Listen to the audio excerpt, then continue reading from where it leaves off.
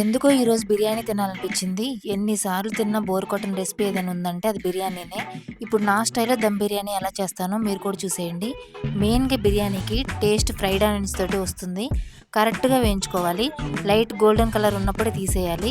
1 KG dum pieces తీసుకున్నాను. టేస్ట్‌కి సరిపడా ఉప్పు, 1 స్పూన్ కారం, కొంచెం గరం మసాలా, ధనియాల పొడి, అలాగే చికెన్ మసాలా, 1 స్పూన్ అల్లం వెల్లుల్లి పేస్ట్ వేసుకొని దీన్ని ఒకసారి మిక్స్ చేసుకోవాలి.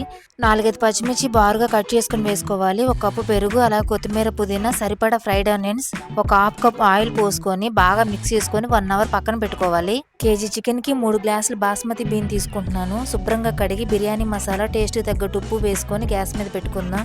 గంట తర్వాత చికెన్ కూడా తీసుకొని దీనిని కూడా గ్యాస్ మీద పెట్టుకుందాం. డైరెక్ట్‌గా దమ్ము పెట్టడం కన్నా చికెన్ కొంచెం ఉడికించుకుంటే పీసెస్ అయితే సాఫ్ట్‌గా ఉంటాయి.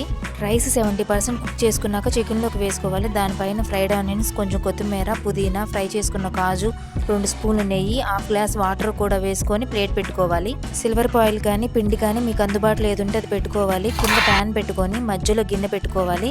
పైన బరువు పెట్టుకొని ఒక 15 మినిట్స్ దమ్ పెట్టుకుంటే పర్ఫెక్ట్ చికెన్ బిర్యానీ రెడీ.